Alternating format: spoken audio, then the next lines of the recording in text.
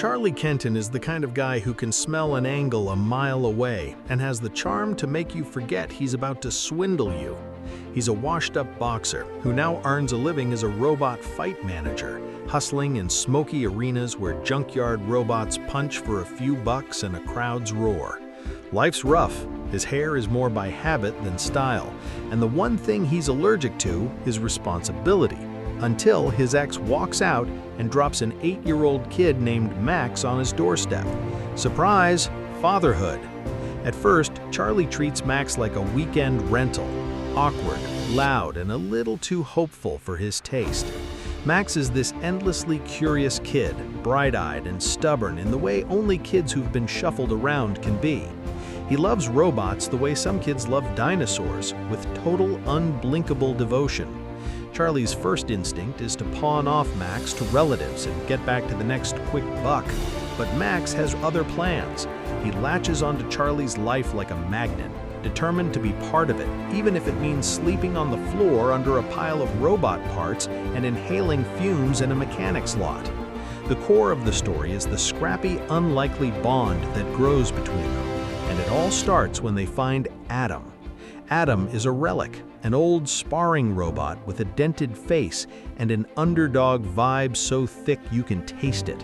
He's not flashy, he's not expensive, he's missing parts and dignity. But Max sees something in him, some kind of stubborn spirit, and that's contagious. Against his better judgment, Charlie buys Adam from a junkyard, mostly because Max won't shut up about it, and because he thinks there's a quick fight to be made for a bit of cash. They enter Adam into low-stakes fights. The early matches are chaotic and funny. Robots that smell of oil and ambition, crowds yelling, and Charlie doing his best not to bet everything on a machine that sounds like it needs a nap. The first real twist is that Adam isn't programmed to be a champion. He's a sparring bot, built not to win but to train people. And yet he has something most competitors don't. An unusual durability and an almost human will to take hits and keep going. That makes him perfect for the kind of late-night betting the film thrives on. Small-time circuits where underdogs can earn a name and their owner can maybe score a ticket to the big leagues. Charlie is clever and greasy, and he uses Adam as a ticket to climb the ladder of robot boxing. He makes deals with promoters and loan sharks and anybody who'll throw money at his scheme. But he's not a ruthless mastermind. He stumbles and cheats, mostly at the edges. One early major moment is their meeting with the glamorous sponsored robots, slick machines built by corporations and national teams. The film makes it clear that the world of robot boxing is split. There's the gritty, workman-like side where scrappers fight for respect, and the corporate championship world where machines are polished and lethal. At a big match, Adam faces some real prospect robot and surprises everyone by lasting rounds, taking hits, and somehow finding ways to keep going. Max's delight and unfiltered encouragement are infectious. Charlie starts to grudgingly respect the little robot, and more importantly, the kid who loves him. There's a sequence where Charlie is trying to sell Adam to get quick money, and Max is crushed. Watching his father weigh cash against loyalty is a gut punch. It's in scenes like that we see who Charlie is becoming, less of a con man and more of a dad who's trying awkwardly to not ruin another person's life. A pivotal event shakes everything. An upmarket robot named Noisy Boy, regal, sponsored, built with all the corporate polish, steps into the ring with the reigning champion, Zeus. Noisy Boy's lavish build and symbolism are all spectacle, and the match is hyped like a gladiatorial event. That match is brutal and shocking. The match goes sideways in a way that exposes the danger and real stakes of this sport.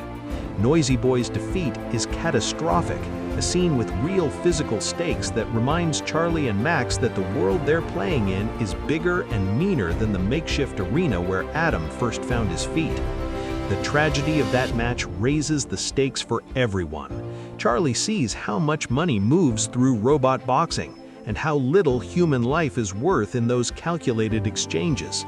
Faced with a chance to sell Adam for a lot of money and watch him get turned into a cash machine for a corporate owner, Charlie is tempted. The decision point is classic. Take the easy, comfortable option and go back to the gray life where nobody depends on you, or step up, fight the improbable fight, and try to keep this strange new family together. Charlie's choices are messy because he's not a movie-clean hero. He's someone who screws up and then tries to fix it, and his fixes are sometimes just as clumsy as his mistakes. Training montages happen, but they're not polished Hollywood gloss. They're grease, pizza, and late-night tinkering in a garage. Charlie and Max fight with Adam the way kids fight with a toy, experimenting, getting scraped, celebrating tiny wins. Max insists Adam has a special shadow function. It can mimic a human's motions when someone gets inside its frame. It turns out to be true, a way of operating Adam that's less about circuits and more about mimicry, as if the robot can be a vessel for human will.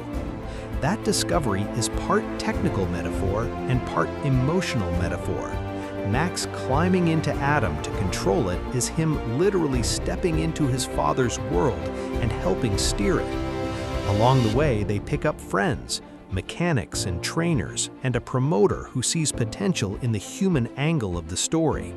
There's a subplot where Charlie has to reconnect with his old life enough to get them onto bigger stages. He gets them into matches that are televised, moves from backyard fights to undercards, and the value of Adam rises in the public eye. The more success they have, the more the shadow of the corporate machine grows. Charlie begins to realize that victory in this sport doesn't just mean applause.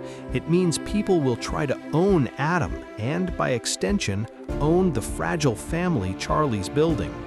There are setbacks. Robot fights are violent and unpredictable. Adam takes brutal beats, gets knocked around, and has to be patched together.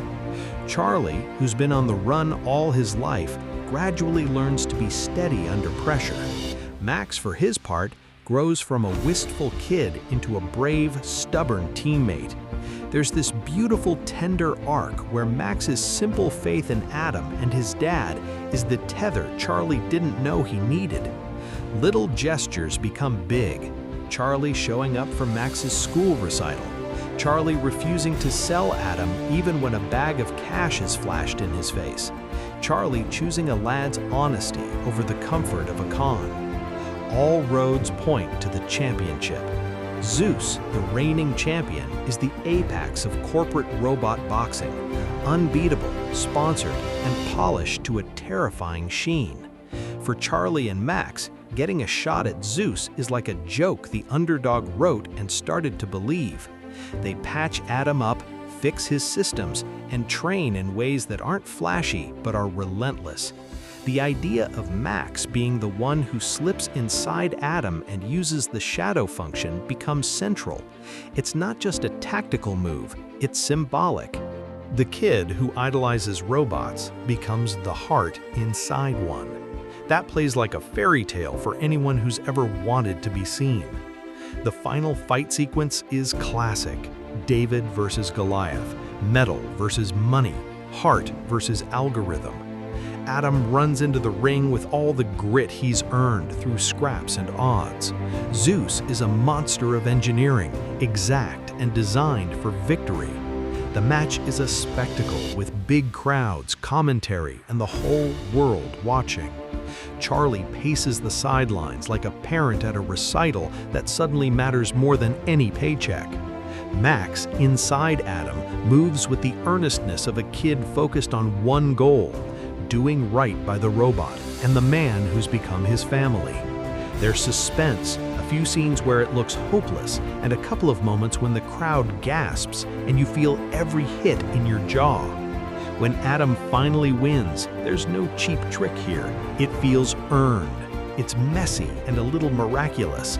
The win doesn't just change Adam's status, it changes Charlie's. He learns the value of being present, of sticking around when it gets hard, of choosing people over profit. Max gets a father who's imperfect but trying. The film ties its emotional knots with something optimistic. Kids need adults who will show up, and adults sometimes need the stubborn faith of kids to get their moral compass back. There are smaller arcs too. Charlie faces the people he owes money to, makes choices that cost him, but in a world that rewards selfishness, he chooses to play straight for once. Side characters, including promoters, friends from the undercard circuit, and mechanics, give the film texture. You feel like you've been dropped into a working-class universe where everyone's trying to make it one match at a time. The soundtrack and visuals make the fights feel tactile. The sweat, the clank of metal, the heat of the lights. It's never too glossy.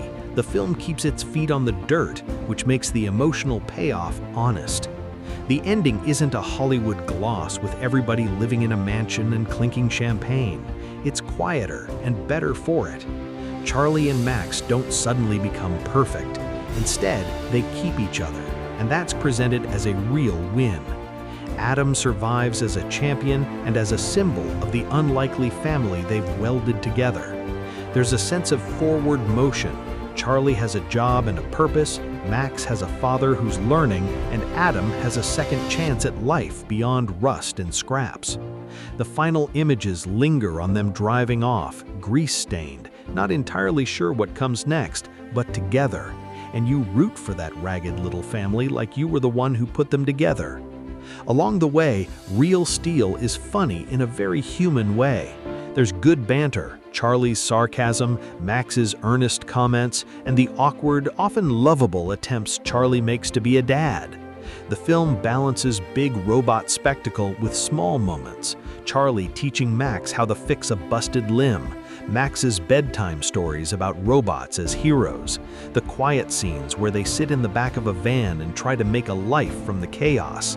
Those moments keep the movie grounded and make the eventual championship feel like a natural, earned peak rather than a flashy cash grab.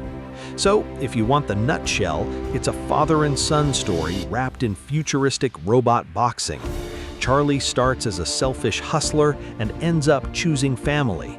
Max is the kid who believes in impossible things, and Adam is the machine that becomes a vessel for human courage. The fights are loud and thrilling, but the heart of the film is small and tender. It's about showing up, taking the long, messy route to being a better person, and trusting that love, no matter how dented or scuffed, can still pack the best punch. If you like underdogs, mechanical mayhem, and a story that leaves you feeling you've just watched something that actually cares about its characters, Real Steel pulls that off with a grin and a fist. The end. Don't forget to like, share, and subscribe for more movie recap videos.